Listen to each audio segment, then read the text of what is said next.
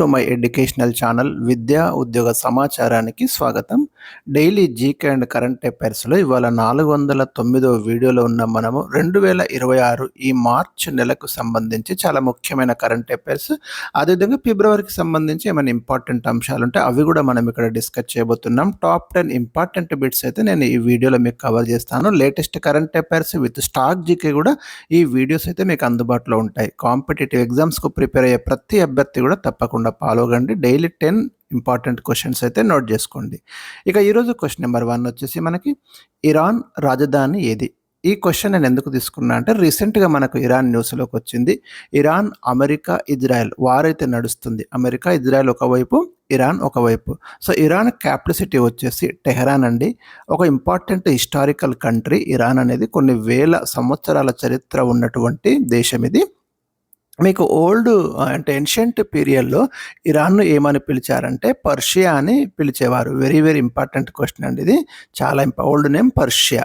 So ఇప్పుడు Iran యొక్క capital city అయితే టెహరాన్. క్వశ్చన్ నెంబర్ 2, 2026లో G20 21వ సదస్సు ఎక్కడ జరుగుతుంది? మనకు ఎవ్రీ ఇయర్ ఒక దేశం అయితే ఈ G20ని మరి అధ్యక్ష బాధ్యతలు స్వీకరించి ఆ దేశంలో ఒక మీటింగ్ కండక్ట్ చేస్తారు. సో 2026లో మనకు అమెరికాలోని మియామి నగరంలో ఈ యొక్క 2026 G20 సదస్సు జరుగుతుంది.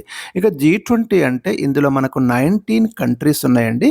అదేవిధంగా 2 గ్రూప్స్ ఉన్నాయి. ఒకటేమో యూరోపియన్ యూనియన్ ఇందులో మెంబర్షిప్ తీసుకుంది. ఆఫ్రికన్ యూనియన్ కూడా ఇందులో భాగస్వామిగా ఉంది. ఈ మొత్తం కలిపితేనే మనకి G20 అంటాం. రైట్. క్వశ్చన్ నెంబర్ 3, తమపై దాడికి పాల్పడిన అమెరికా, ఇజ్రాయెల్పై ఇరాన్ చేపట్టిన సైనిక ఆపరేషన్ పేరు ఏమిటి? ఈ ఇరాన్ ఇజ్రాయెల్ వార్కి సంబంధించి లాస్ట్ వీడియోస్లో కూడా మీకు డేట్స్, క్వశ్చన్స్, ఏ రోజున వార్ స్టార్ట్ అయింది, చాలా అప్డేటెడ్ ఇన్ఫర్మేషన్ ఉంటుంది. ప్రీవియస్ వీడియోస్ చూడండి.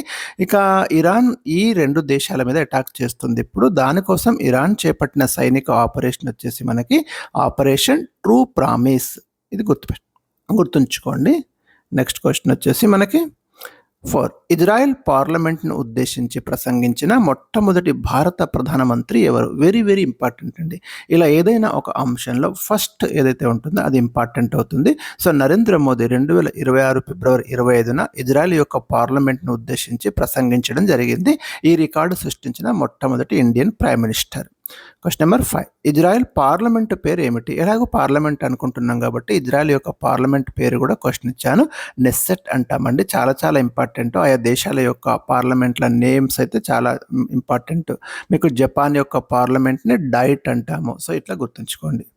క్వశ్చన్ నెంబర్ 6, 2026 ఫిబ్రవరి 23న రాష్ట్రపతి భవన్లోని ఎడ్విన్ ల్యూటెన్స్ విగ్రహాన్ని తొలగించి దాని స్థానంలో ఏ భారతీయుడి విగ్రహాన్ని ఏర్పాటు చేశారు? Most important. ఎందుకంటే ఒక స్టాచ్యూని మనం తీసేసి రీప్లేస్ చేయడం జరిగింది.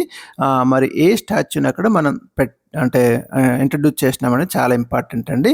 ఎడ్విన్ ల్యూటెన్స్ విగ్రహం స్థానంలో మనము సి రాజగోపాలాచారి విగ్రహాన్ని ఏర్పాటు చేసినాం.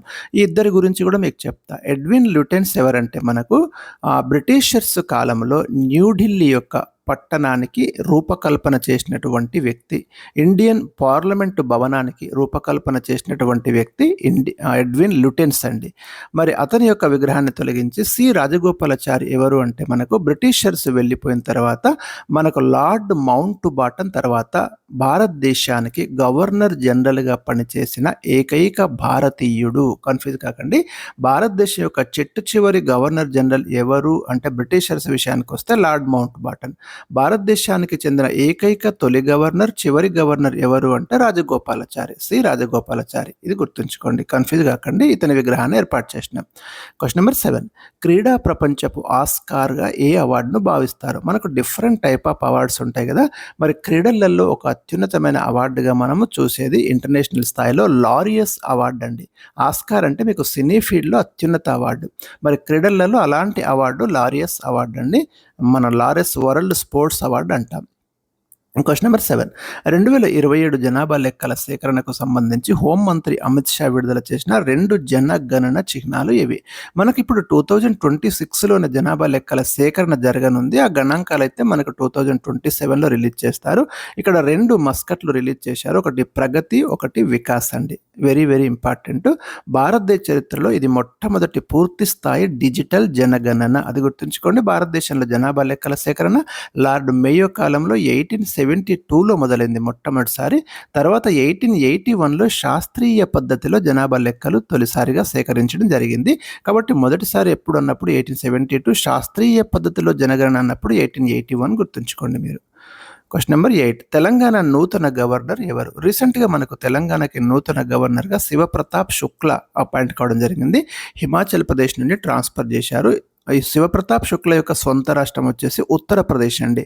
అదే తెలంగాణ గవర్నర్ జిష్ణుదేవ్ వర్మను మహారాష్ట్రకి ట్రాన్స్ఫర్ చేయడం అనేది జరిగింది. Question number 9. 2026 అంతర్జాతీయ మహిళా దినోత్సవం థీమ్ ఏమిటి? మనం ప్రతి సంవత్సరం మార్చి 8న ఇంటర్నేషనల్ ఉమెన్స్ డే జరుపుకుంటాం కదా. సో 2026 థీమ్ వచ్చేసి మనకి హక్కులు, న్యాయం, చర్య, అందరూ మహిళలు మరియు బాలికల కోసం అనేది థీమ్ అండి. Rights, justice, action for all women and girls. ఇది 2026 ఇంటర్నేషనల్ ఉమెన్స్ డే యొక్క థీమ్. Question number 10. ప్రపంచ వన్యప్రాణి దినోత్సవం ఎప్పుడు జరుపుకుంటారు? ప్రతి సంవత్సరం మార్చి 3న మనం ప్రపంచ వన్యప్రాణి దినోత్సవం జరుపుకుంటాము.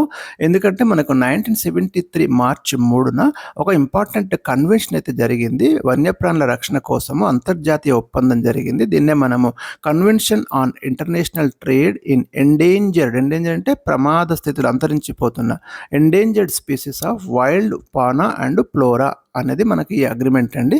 సో అది మార్చి 3న జరిగింది కాబట్టి ప్రతి సంవత్సరం ఆ మార్చి 3నే మనమైతే అంతర్జాతీయ వన్యప్రాణి దినోత్సవంగా జరుపుకుంటున్నాము.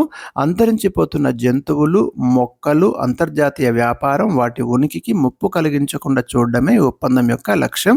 2026 థీమ్ వచ్చేసి మనకు ఔషధ మరియు సుగంధ మొక్కలు, ఆరోగ్యం, వారసత్వం మరియు జీవనోపాధిని కాపాడుకోవడం. సో ఇవి నేను ఈరోజు మీకు ఇచ్చినటువంటి చాలా చాలా ముఖ్యమైన top 10 important current affairs latest. మరి ఛానల్ని సబ్స్క్రైబ్ చేసుకోండి, వీడియోని లైక్ చేయండి. Thank you for watching.